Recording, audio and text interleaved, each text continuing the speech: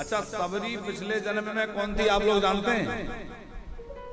ये जो सबरी है ये पिछले जन्म में एक रानी थी, बहुत बड़ी साम्राज्ञी, इनके यहाँ बड़ा वैभव था और ये अपने राजा के साथ में एक बार तीर्थराज प्रयाग गई।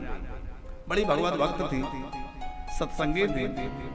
तीर्थराज प्रयाग में कुंभ का अवसर था, अनेक संत वृंद वहां आए हुए थे और यह रानी भी अपने राजा के साथ परिकर के परिवार के साथ वहां पहुंची।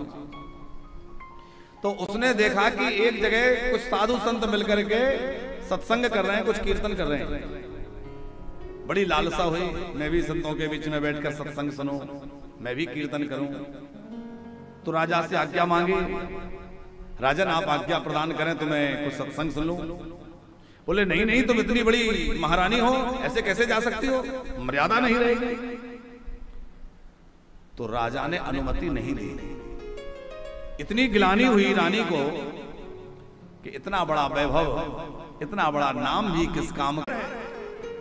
गिलानी इतनी अधिक हुई अग्रवाल जी कि वो रात्रि के समय जब सब सो गए तो रानी तीर्थराज प्रयाग में गंगा जी में प्रवेश कर गई और गंगा जी में गोता लगाते हुए कहा, हे गंगा मैया, यदि सच्ची प्रीति मेरे भगवान के चरणों में है तो अगली बार मुझे किसी राजा की राजकुमारी नहीं, किसी गरीब के घर की बेटी बनाना, जहां मैं रह के खूब भजन कर सकूं, मेरे भजन में कोई विक्षेप ना रहे और मुझे राम प्रीति देना। वही रानी अगले जन्म में सबर जाति में उसका जन्म हुआ। सबरी उसका नाम नहीं था, सबर जाति में जन्म होने से उसको सबरी कहने लगे। तो सबर जाति में जन्म हुआ, वनवासी जीवन था, छोटी ही बच्ची थी, अभी कोई 8, 9, 10 वर्ष की बच्ची रही होगी। विवाह की तैयारियां होने लगी, बारात आ रही थी, इसकी मां श्रृंगार करने लगी, बाल सुलझाने लगी। तो इसने पूछा, मां ये सब क्या हो रहा है, ये इतने सारे पशुओं को बंद करके क्यों रखा है? बोले बेटी तेरा ब्याह होगा तो बारात आएगी तो दावत होगी, उसके लिए तो ये सब पशुओं की व्यवस्था है। अब वनवासी लोग तो थे और तेरे को मैं इसलिए सजा रही हूं ताकि तुझे दुल्हन बनना है, विवाह होना है। इसने मन में सोचा कि मैं तो बंधन में जा ही रही हूं, मेरे कारण इतने जीवों की हत्या हो रही है। तो उस दिन भी इसने क्या किया कि जब सब सो गए तो रात्रि के समय पहले तो गई और जिन पशुओं को बंदी बना रखा था उनका दरवाजा खोल दिया और दरवाजा खोल के कहा कि मैं तुम सबको मुक्त करती हूँ, तुम भगवान से प्रार्थना करना कि वो मुझे भी संसार से मुक्त कर दे, मैं तुम्हें बंधन से मुक्त करा रही हूँ। वो सब पशु भाग गए और स्वयं भी अपने घर को छोड़ करके भाग गए। अब वन में लुकते छिपते यहां वहां भाग रही थी।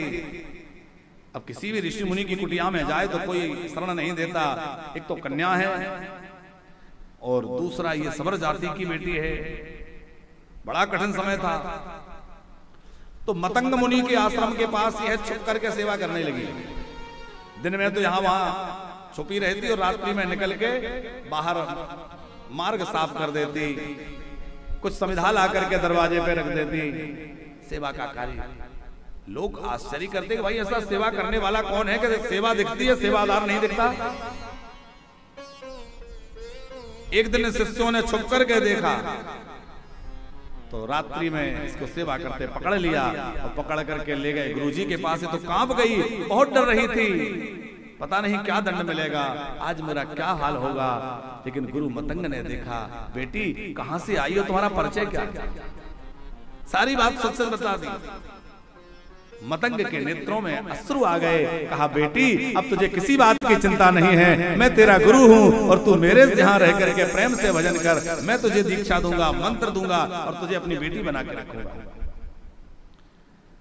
उस बालिका ने कहा, गुरुदेव मैं सबर जाति की हूं, आप मुझे रख लेंगे तो लोग जाने क्या कहेंगे। तो मतंग ने कहा, बेटी हाथी का नाम भी मतंग होता है और हाथी जब चलता है तमाम कुत्ते भौंकते हैं, हाथी परवाह नहीं करता। ये मतंग भी जो है हाथी की तरह है, संसार क्या कहेगा मुझे परवाह नहीं है। बेटी तेरे अंदर भगवत भक्ति का भाव है, मैं तेरे उस भाव को पोषण करूंगा और एक दिन अवश्य तुझे राम मिलेगा।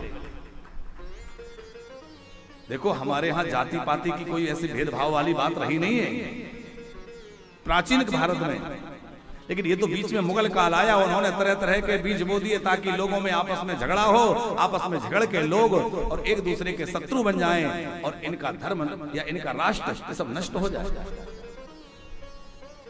सबरी को अपने आश्रम में स्थान देकर के मतंग जी ने खूब उनको भगवत भक्ति के उपदेश दिए, मंत्र प्रदान किया। और जब मतंग का शरीर छूटने लगा तो उन्होंने कहा बेटी मैं जा रहा हूं।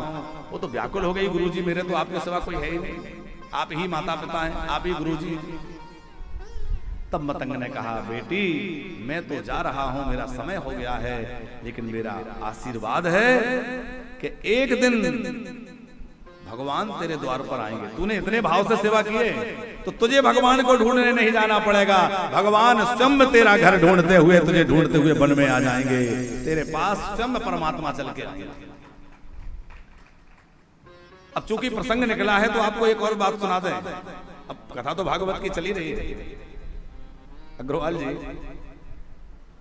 एक बार क्या हुआ कि सबरी रास्ता बुहार रही थी, रास्ता बुहार रही थी, वो अपने मस्ती में कि राम जी आएंगे। एक महात्मा सरोवर से स्नान करके निकले और सबरी के झाड़ू से एक कंकड़ उछला और उनको लग गया। उन्हें लगा कि अरे मैं स्नान करके आया था, मुझे संध्या पूजन करना था, इसने अपवित्र कर दिया, दोबारा स्नान करना पड़ेगा। तो तमाम जो है उन पटांग सबरी को सुनाते हुए गए और सरोवर में गोता लगाया। अब सरोवर में जैसे ही उन्होंने गोता लगाया तो क्या हुआ कि सरोवर का सारा जल मलिनता से भर गया, उसमें कीड़े हो गए और वो मलिन सा हो गया, पीने योग्य नहीं रह गया। अब ऋषि मुनियों का काम तो बिना पानी के चलता नहीं, बेचारे दूर दराज से जहां तहां से जल लेकर आए, किसी तरह अपना गुजारा करें। पर लोग सब परेशान थे कि आखिर ऐसा क्या हुआ कि सरोवर का जल एकदम दूषित हो गया, उपयोग का नहीं रहा। जब उन ऋषि मुनियों ने सुना कि राम जी इधर आ रहे हैं तो उन सब ने सोचा कि राम जी पतित पावन हैं, राम के चरणों से गंगा प्रकट हुई हैं, उन राम के चरण हम इस सरोवर में स्पर्श करा देंगे, राम के चरण जो है चरणामृत गिरेगा तो सरोवर पवित्र हो जाएगा। तो वो ऋषि मुनि राम जी को लेकर के आए और राम जी से प्रार्थना की, भगवान आप अपने चरण इस सरोवर में डाल दीजिए। क्यों? बोलिए सरोवर का जल दूषित हो गया है, आपके चरणों के स्पर्श से पवित्र हो जाएगा, निर्मल हो जाएगा। राम जी ने कहा ऐसा मुझे लगता नहीं है, आप लोग कहते हैं तो आपकी प्रसन्नता के लिए मैं कर देता हूं। राम जी गए सरोवर में जल में चरण रखे, लेकिन ये क्या कि सरोवर का जल पहले से भी ज्यादा कीड़ों से भर गया।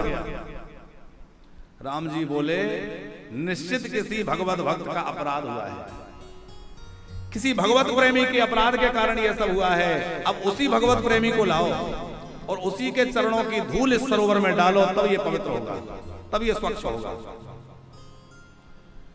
तो ऋषि मुनि जो थे वो सबरी की कुटिया की ओर गए। सबरी तो जहां तहां छुपने लगी, अरे इतने बड़े बड़े महात्मा मेरे चरणों की रज लेने आ रहे हैं, मैं तो नरक में चले जाऊंगी। लेकिन फिर भी राम जी की आज्ञा थी, तो जहां सबरी का आसन था वहां से कुछ रज उठाकर लाए और सबरी की कुटिया की रज ला करके जैसे ही सरोवर में डाली गई, सरोवर का जल एकदम स्वच्छ हो गया है, पूरी तरह से निर्मल हो गया है। यह है भक्ति का प्रभाव।